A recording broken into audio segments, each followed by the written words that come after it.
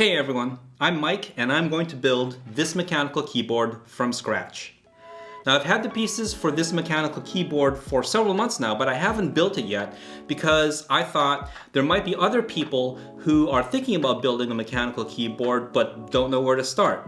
So I figured I'd do it on YouTube, and hopefully by watching me build my keyboard you will get a good idea about how you might want to build your own. Now I'm not going to build this whole keyboard in one sitting. That would be information overload because there were quite a few decisions that I had to make and quite a few things that I had to learn before I knew what parts to buy from which manufacturer to make sure they all fit together and actually work together. I've made several mistakes, and hopefully by discussing these mistakes you won't have to make those mistakes yourself.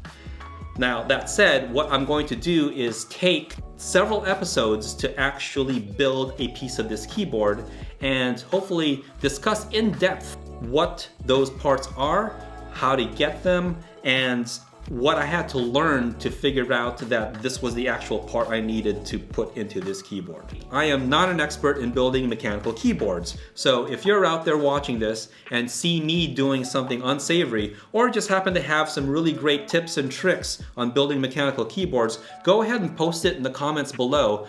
Make sure to read it and take your suggestions and incorporate it into this keyboard build or a future keyboard build. So let's talk about the keyboard that we're going to build.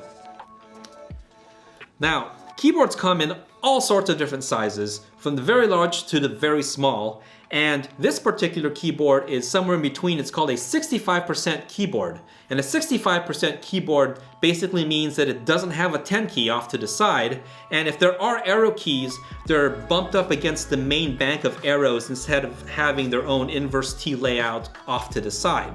The other thing that I wanted in this 65% keyboard was the ability to have wireless Bluetooth communications, and so this keyboard actually has a Bluetooth chip already built in. I don't have to worry about actually getting a part to add Bluetooth to this keyboard.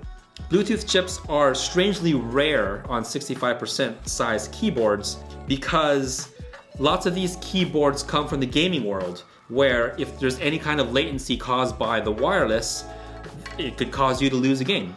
Bluetooth has a little bit of latency. A lot of times when you're just typing a document or you're coding something or just writing something, you don't feel that latency, but definitely in a fast-paced video game, that latency could be a killer. So the final aspect of this board that I really like is that it is a hot swap board. And what that means is when you finally get to the part where you're taking these little key switches, these are basically little buttons that the keycaps sit on top of, and put them on the board, you don't actually have to solder them onto the board. They just plug in just like that, and there it is. It's stuck on that board. That's all you need to do to make the right contacts for this switch to work. This makes it very easy to switch these things out for different types that have different kinds of feels, that sound different, that have a different tactile response, so you can really kind of tune the keyboard to exactly your preference. Finally, this keyboard is RGB, and that means that it can actually animate colors across the keys. And I tend not to use that feature too much. I have other RGB keyboards here, and I basically set them to a single color and I'm done with it. I tried having them animate for a while, but a lot of the times it's just distracting, so I turned that off.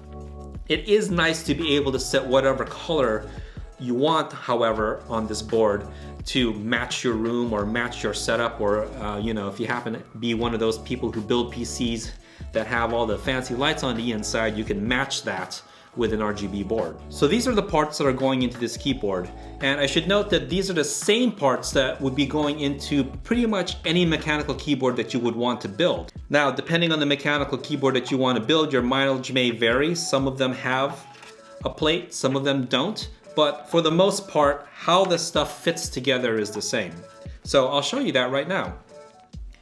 Pretty much what happens is that we have a plate, and you will take these key switches and plug them into the plate. They should snap just right in, as you can see here. Once these are snapped into the plate, you can very carefully align the pins for the key switches and plug them into the PCB.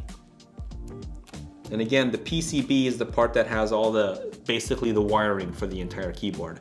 And you'll have something like this, which is kind of like a sandwich with the key switches going all the way down through the plate into the PCB. This entire assembly, once all these key switches are in, are then screwed into the case here.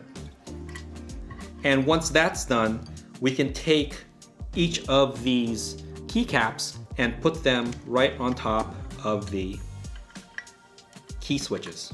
They plug right in, and just like that, you pretty much have an assembled keyboard. There's a few details, obviously, that I glossed over in this little demonstration. For example, the key switches, when you buy them, are not lubed, and lubing the key switches takes up a lot of time, but it can really affect how the key switches feel and how they sound. And one of the things that we're going for when we're building a mechanical keyboard is tuning how it feels under your fingers and how it sounds to exactly the way you want it to feel and sound. And so it's really important to pick the right key switches, and sometimes you'll want to modify those key switches to dial in exactly the right feel.